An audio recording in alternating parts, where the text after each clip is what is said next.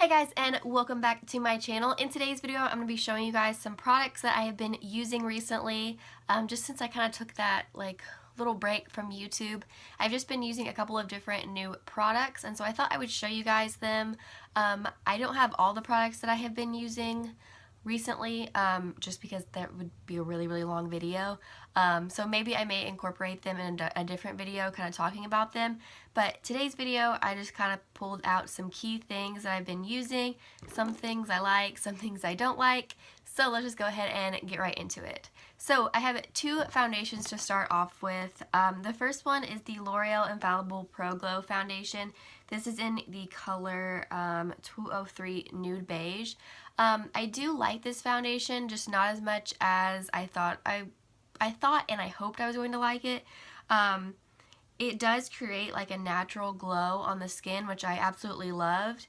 I was hoping this was going to be like my holy grail foundation, but in all honesty, it was not, just for the simple fact of the wear time on it. For me, I don't know what it is, but every time I try a L'Oreal foundation, I just don't really get that great of wear time on it. I don't know what it is, but I probably got 5 hours worth of this on my skin, and it was like already just, it was a hot mess. It had completely broken down in this whole entire area, and so it just didn't look good at all. And so this isn't a foundation I'm going to be able to use like every day, 8-hour wear foundation, you know what I'm saying? So I do like it, I just do not like how long it lasted on my skin, because it didn't last long enough on my skin, especially for a product that claims that it's 24-hour wear, which it isn't for me. But I tend to have that problem with most L'Oreal foundations. Pretty much every L'Oreal foundation I've tried. I don't know what it is, but my skin just does not like it. So I do like this foundation a lot, and if it lasts on your skin, that is awesome, because it is a really good foundation. It just didn't last on my skin worth a crap. Okay, and then the other foundation I have is this Purely's BB Tinted Moist Cream. I did a first impressions on the medium shade. This is in the color Light, and I talked about how much I loved it in my first impressions. And I don't know what it is. I ran out of the medium. I had 2 of the little sample size of mediums, and I ran out of both of those, and so I purchased the full size in Light, because the medium is perfect for my self-tanning shade, but you know, it's winter and I haven't been self-tanning, so I bought the full size of the Light, and then I bought another little sample size of the medium.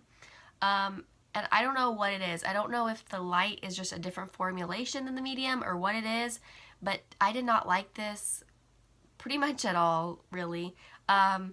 It's a $32 foundation, and if it did what the medium did, then I would absolutely love it, and I think it would be fantastic, but this just didn't do that for me. I don't know what it is. I don't know if, I'm assuming the formulation has to be different, because it just created a completely different look on my skin.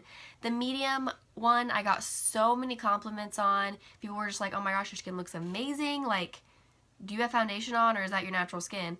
And I was like, no, I got this Purely Tinted BB Moist Cream. And they're like, oh my gosh, it looks fantastic. And I'm like, thank you so much. But I just did not get that with this one. This one just does not, I don't know, it just doesn't look good. It is a tinted BB cream. It's kind of like a tinted moisturizer more so than a BB cream, because it is like a very light coverage. This one more so than the medium one. Again, I don't know why, but the medium one gives me more coverage than this one. I don't get it. I don't understand it. I don't get it whatsoever, but they have to have different formulations, because this just created a completely different look on my skin compared to the medium one. So I will not be repurchasing this Light shade, because I don't know what it is, but I don't like it. Okay, and then the next thing I have is a powder. This is the Laura Mercier Translucent Setting Powder. I do like this, and it is a good setting powder. I just do not think it is worth the $38 price tag. And I will say that I was let down, just because so many people rave about this and say that it's the most amazing powder they've ever used. And so I was expecting, you know, like a world, like a life-changing powder. Like my life was going to just change in that moment whenever I applied it. And I didn't get that. And so I just really wasn't like that impressed with it. Like, yes, it's a powder, it's a good powder, but I wasn't like, this is amazing, I can never go back to any other powder again. So I I won't ever probably be purchasing this again just because it is $38 and it wasn't that amazing to me. The next thing I've been using a lot of, and I do think, I talked about how I really didn't like this at some point because I didn't like it. I can't remember when it was, but I know I wore it in like the springtime or the summertime, and I talked about how I really didn't like it that much. And then I think I wore it last winter, and I told you guys I liked it.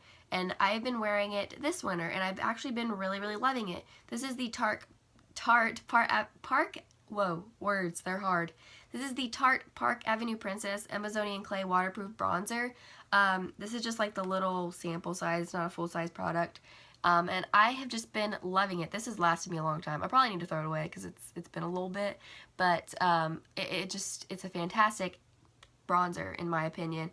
It does have a little bit of a shimmer to it, which I typically don't like, but to be honest with you, I've been loving, which is kind of weird because I typically don't like bronzers with any kind of shimmer. I want it to just be, you know, matte, but I've really been liking it, and it's really easy to blend out, and it's a really, really pretty bronzer, and so I do really, really like it, and I've been using it almost every single day. I will apply just like a matte bronzer, and then I will go in with this after my matte bronzer, and so I've just really been loving that.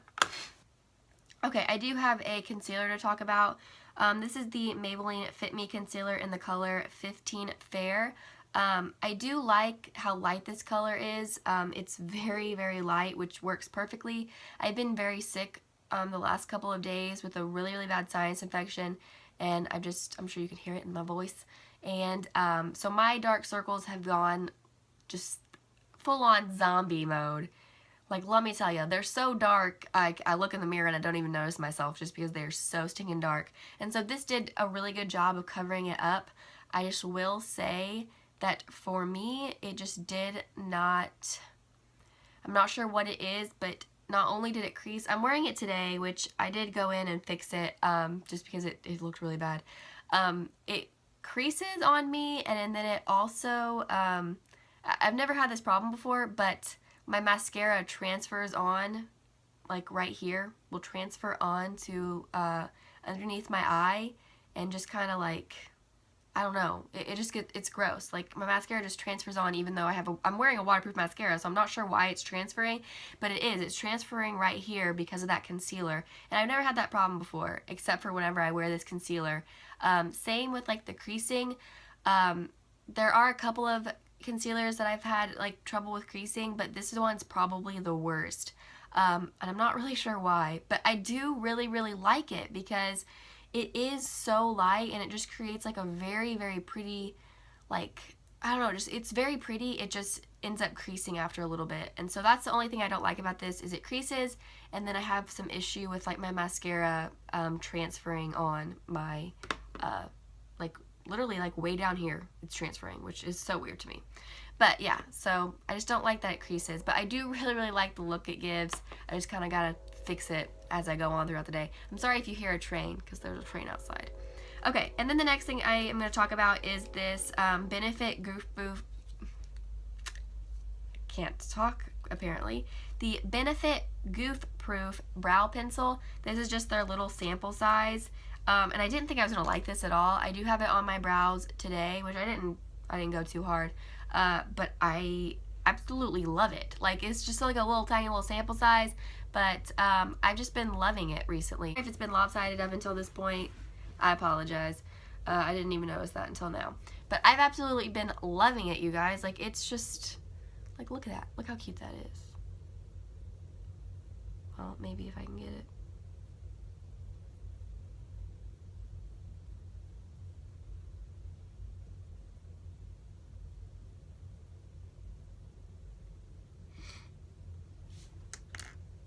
But yeah, I've just been loving it recently. It's what I have on my brows today, and I just really, really like it. And I've gotten like a good amount of uses out of it. So I'm probably going to purchase the full size because I've been really liking it. Okay, so then I have a eyeliner to show you guys. This one I've used in the past, but I've just really, really been liking it recently. This is the Unique Moonstruck Precision Eyeliner Pencil. I don't even know what it's called. but this is in the color black, and I've really been liking this for my waterline on my top lashes. I'll just stick it in the waterline, and then instead of doing like a wing or anything like that, any kind of liquid eyeliner, I will just put this in the waterline, put on mascara, and be good to go. And so I've really been liking this. I will say that it does transfer on like your bottom waterline a little bit if you put it on your top waterline, which most eyeliners do that for me. If I put it on if I put it on my top waterline, it transfers to my bottom waterline a little bit. And so this one does do that a little bit, but if I just swipe it away, it's fine and it won't come back. But I just really been liking doing that method instead of actually putting like eyeliner on my top lash line, because I feel like it takes forever to do that. So I've really been liking that, just using it for that way. And then I've been using these Cover FX Custom Enhancer Drops. This is in the shade Moonlight. A couple weeks ago I actually filmed a video, and I was doing like a talk through video, and I was putting this on, and I accidentally forgot to put the lid back on, and I knocked it over, and I spilt over half of it all over my floor. So I don't have much of this left, but I will say it is very, very pretty. I just do have a little bit of a trouble with blending it out, like on my skin. I'm not really sure what it is, but whenever I put it like on my my cheekbones, I just kind of have a problem with it just kind of setting in that position and not really wanting to blend out. So I'm not really sure why that is, but I just kind of have a little bit of trouble with it blending out. But as you can tell, it is absolutely gorgeous and very, very pretty, and it creates like a very pretty sheen on the skin, and so I absolutely love that. It's just kind of hard for me to blend it out. Okay, so next up I have a mascara. This is the Too Faced Better Than Sex Waterproof Mascara. I do not like this, you guys, at all, to be honest with you. Maybe if the wand was a little bit different, but I don't like it. This is a very, very dry formula, which I tend to gravitate towards a more dry formula rather than wet, just because, you know, my lashes are very straight, and so I need a waterproof formulation, but even with it being waterproof, I tend to go for like a pretty dry formula. So I would typically go for that. But I think the reason why I don't like this is because the wand is so big and the formula is so dry that when you go to put it on your eyes, it's very hard to work with. And so I don't really like it at all, because you'll go to put it on your lashes and it just kind of clumps up, and I don't know. I don't know if it's because the wand is just too big and it's just too dry, but my lashes just clump together whenever I use it, and I end up making a mess all over my face just because the wand is so big that I end up getting it all over my skin. And so I was not happy with this at all. So yeah, I think which I know, I mean, it's the same exact wand as the original Better Than Sex mascara, but I think just because this formula is so dry, I think that's why it makes the wand harder to work with. Just because you can't really get in there to coat every lash just because the formula is so dry and the wand is so big. And so that's kind of what I don't really like it at all, to be honest with you. What I've been doing is going in with the Maybelline Lash Sensational, coating all of my lashes with that, and then going in with this after I do that. And I kind of like the way that looks. Not enough to go and purchase this again just to do that with, but it does add a lot of volume. It doesn't add any length whatsoever, but it does add volume, and it makes your lashes look very volumized and just voluminous. So I do like that. So I like combining it with my Maybelline Lash Sensational mascara, but this by itself I did not like at all. It was just a nightmare to work with, and so I don't like it. But I do really like the packaging. I think that they did an awesome job with the packaging. I don't know if you can tell, but it has like little water droplets all over it because, you know, it's supposed to be waterproof, and so I do really like that. I will say it does keep my lashes up. My lashes do fall a little bit, but for the most part it keeps them up, but they do fall like in that first initial like right after you've done your mascara. They do fall a little bit after that, but for the most part, it does a pretty good job of keeping them up. Not as well as some of mascaras that I've tried, but it does do a pretty good job compared to some waterproof mascaras that I have tried that sucked. So it does do a pretty good job of that. I just don't think, I think that the wand should be a little bit smaller and it would be easier to work with.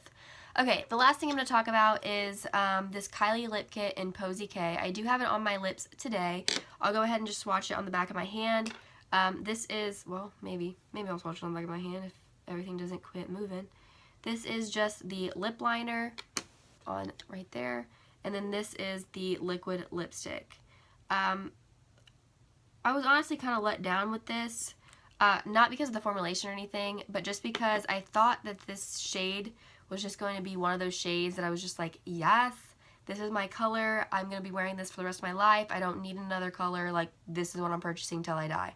And I just didn't get that with this color. I thought that's what I was going to get, but honestly it's a lot more pinker than what I thought it was going to be and what it looked like on the internet, in my opinion.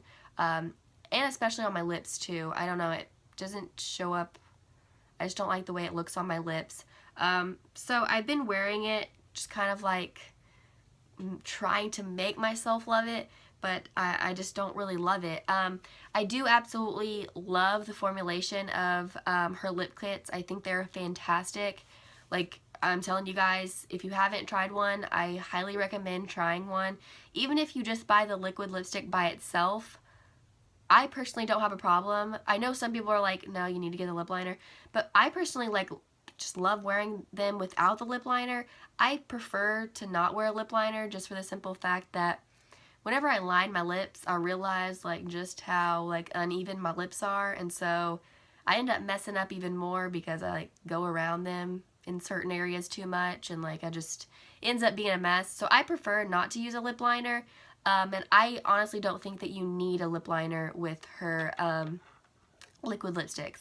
But I'm telling you, like, these are a game changer. I do think that these are fantastic. I think it's a fantastic product. I just don't like this shade as much as I thought I was going to be. As much as I thought I would. But I do absolutely love the formulation. It is not too drying to me. A lot of people say that it is comparable to the ColourPop Ultra Matte Lips. I do not think that even in the slightest. I think the Ultra Matte Lips by ColourPop are very, very drying, like to the point where I can't even wear them because they just feel so dry on my lips. So I don't think that they're anything like that because I don't have a problem with these on my lips. Like I can do that to my lips and like product isn't like caking up, you know what I'm saying? So I really, really do like her formulation of the liquid lipsticks. I think that they are fantastic, and I definitely would recommend trying them out because they're so good. And like I said, I personally don't think you need a lip liner with it. I think that they do fine on their own.